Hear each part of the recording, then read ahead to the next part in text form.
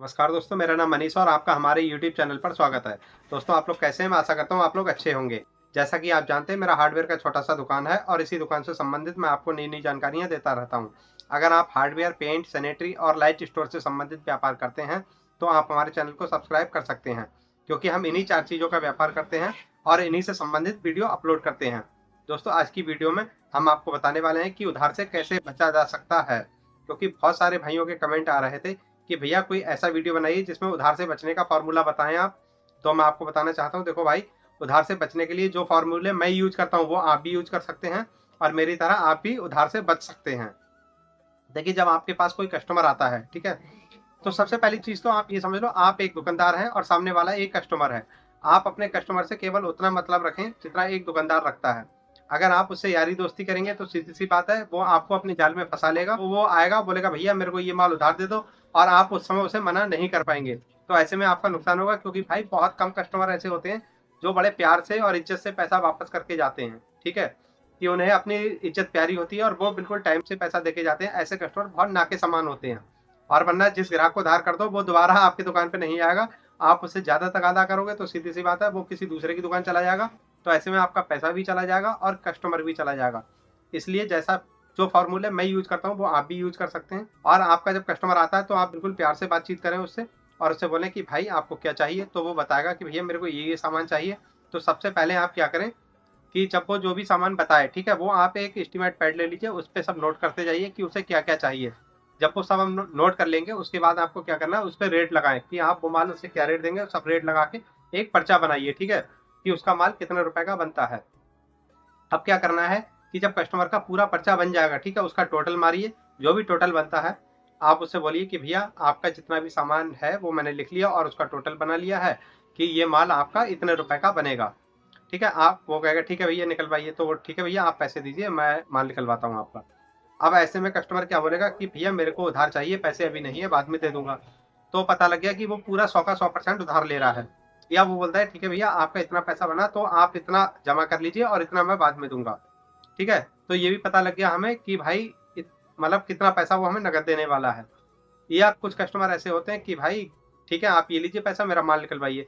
तो हमें ये पता लग गया कि भाई वो पूरा नकद का ग्राहक है। मतलब हमारा सोचना गलत था कि ये उधार वाला है। मैं जो तरीका अपनाता हूँ वो क्या है कि जब मेरे को लगता है ये ग्राहक मेरे से उधार लेगा, ठीक है? तो मैं पहले उसका एस्टीमेट बना लेता हूँ पर्चा, और ये फ़ॉर्मूला अपनाता हूँ जो मैं बता रहा हूँ। और जो मुझे लगता है कि अनजान ग्राहक है, पैसा नकद देगा, ठीक है भैया, वो आया मेरे पास, बोला भैया ये चाहिए, मैं निकलवाता हूँ, दे देता हूँ, पैसा ले लेता हूँ, सीधी-सी बात है।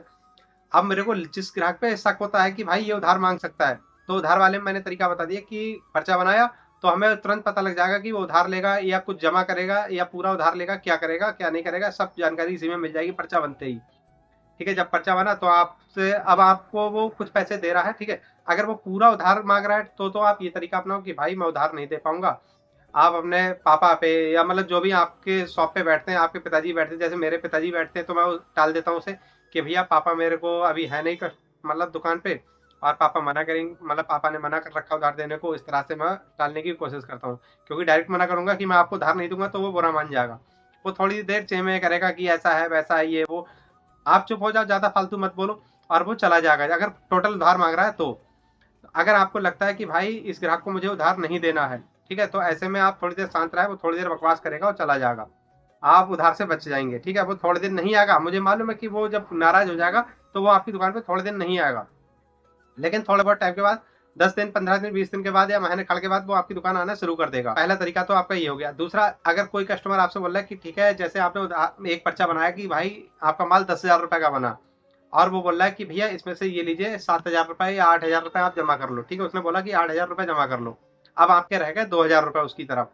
अब आप अपना एस्टीमेट, ये आपके दिमाग में तुरंत आ जाएगा कि मेरा माल ये कितने रुपए की खरीद का है। अगर कोई माल 10,000 का बना और वो 8,000 जमा कर रहा है, और मुझे मालूम है इस माल में मैं 3,000 रुपए कमा रहा हूँ। मतलब मेरी परचेज़ 7,000 की और मैं इसे 10,000 में बेच रहा हूँ। तो ऐसे में कस्टमर को ना लौटने दें आप। जब उसने 8,000 रुपए दिए, आपको पता है ये माल मेरा 7,000 रुपए का आया हुआ, 10,000 का मैंने बेचा, 8,000 ये मेरे को दे रहा है। तो मतलब प्रॉफिट में क्या है, आपके 1,000 रुपए आपके पास आ रहे हैं। मतलब 7,000 का माल 8,000 में बिक रहा है। 2,000 रुपए हमें उधार करने पड़ रहे हैं, तो वो हमारे फ़ायदे में से उधार हो रहा है, ठीक है? तो आप कस्टमर को 2,000 रुपए उधार कर दो। अगर किसी कारण नहीं भी आते हैं, तो वो आपके घर से नहीं ले जा रहा, आपको 1,000 रुपए प्रॉफ़िट आ चुका है। आपका मूल भी आ चुका है, कुछ प्रॉफ़िट भी आ गया है। तो आप इस तरह से भी डील कर सकते हैं। अगर पता लगा कोई कस्टमर ऐसा बोल रहा है कि ठीक है भैया इसमें से 5,000 जमा कर लो, 5,000 उधार कर लो, ठीक है, आपका 7,000 का तो वो माल आया हुआ है।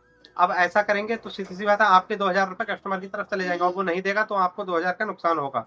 तो ऐसे में भी ग्राहक को टरका दें, मतलब घुमा-फिरा के उसे कि भाई उधार नहीं हो पाएगा, मतलब इतना उधार नहीं हो पाएगा, मना कर रखा है मेरे से, ऐसा है, वैसा है, इस तरह से डील करें कस्टमर को। और या तो वो आप कुल मिला के आपका मूल आ रहा है, ठीक है, अगर फ़ायदे में से उधार हो रहा है, तो आप बिल्कुल उधार कर दीजिए। और अगर आपका मूल कस्टमर के पास हिलक रहा है जाके, ठीक है, तो ऐसे में उधार ना करें, आप उसे घुमा-फिरा के वापस करें। आप ऐसा भी कर सकते हैं, कोई माल जब आपका एस्टीमेट 10,000 रुपए का बना और वो आपका 7,000 रुपए का परचेज़ है, ठीक है, और कस्टमर बोल रहा है कि भैया इसमें से 5,000 जमा कर लो और 5,000 उधार कर लो। देखो ऐसे में आपको करना क्या है कि उसने जो 5,000 रुपए दिए हैं आपको, ठीक है, पर्चा तो 10,000 का बना, 7,000 का उस माल का आपका परचेज़ है और 5,000 उसने आपको दिए हैं। हमें कस्टमर भी नहीं छोड़ना। अब तरीका क्या अपनाएँगे यहाँ पे हम कि भाई उस 5,000 रुपए वैल्यू का ही माल हम काउंटर पे निकालेंगे। मतलब 5,000 रुपए वो हमें दे रहा है, तो 4,500 का या 4,000 का, मतलब 5,000 से नीचे-नीचे का माल निकाल के हम काउंटर पे रखेंगे और वो माल उस कस्टमर को देंगे। और जो आइटम शॉर्ट हो गए, अब जो आइटम हमें नहीं देने हैं, तो बोलेंगे कि भैया ये आइटम हमारे पास शॉर्ट है, हम आपको 2 घंटे बाद या फिर कल प्रोवाइड करा देंगे, आप ये माल ले जाओ। अब वो क्या करेगा, शांति से बिल्कुल उस 5,000 रुपए आपको दिए उतना माल वो ले जाएगा और निश्चिंत होके आपका काम हो गया कि भाई 5,000 का माल आपने उसके हाथ बेच लिया। अब वो आएगा कल को या 2 घंटे के बाद कि भैया माल आ गया, तो आप बोले कि भैया माल आ नहीं पाया, ये है, वो है, उसे घुमाएँ। और तरीका क्या अपनाना है, जब वो घूमेगा और वो आपसे कहेगा भैया मेरा काम रुक गया, ये है, वो है, तो बोल देना कि भैया अब नहीं आ पा रहा, तो बताओ मैं क्या करूँ, आप किसी और दुकान से ले लो। ऐसे में फिर वो आपसे ये नहीं कहेगा कि भाई मुझे पैसे दो या तो वो दूसरी दुकान चला जाएगा, ठीक है? और या फिर क्या करेगा, वो आपको नकद पैसे देगा कि भैया ये लो पैसे, आप मँगा लो। इस तरह से भी आप अपना माल बेच सकते हैं। तो दोस्तों हमने आपको 3 फ़ॉर्मूले बताए, इस तरीके से मैं अपना कस्टमर डील करता हूँ। दोस्तों हमने आपको ये 3 फ़ॉर्मूले बताए, इस तरह से आप अपना बिज़नेस कर सकते हैं। दोस्तों मैं जो फ़ॉर्मूले अपनाता था, वो मैंने आप लोगों के साथ शेयर किए हैं और मैं साथ ही साथ आपको ये भी बता दूँ, अगर आप मेरे से कोई बातचीत करना चाहते हैं, तो आप मेरे को इंस्टाग्राम पे फ़ॉलो करके मैसेज कर सकते हैं। और साथ ही साथ ये भी एक जानकारी दे दूँ आपको, अगर कोई भी हमारे नए शॉपकीपर हैं, ठीक है, जिन भाइयों को हमारे लिस्ट की ज़रूरत है मटेरियल की, तो आप देख लीजिए, मेरा हार्डवेयर, पेंट, सैनिटरी और लाइट स्टोर से संबंधित व्यापार है। इस शॉप से संबंधित कोई भी लिस्ट की ज़रूरत है आपको, ठीक है, तो मैं आपको बिल्कुल प्रोवाइड करा दूँगा। और दोस्तों मेरे द्वारा बनाई गई लिस्टों में, ठीक है, जो भी मैं लिस्ट बनाता हूँ उसमें सेल रेट, परचेज़ रेट दोनों होंगे और क्या-क्या मटेरियल आपको अपनी शॉप में रखना है वो भी हैं।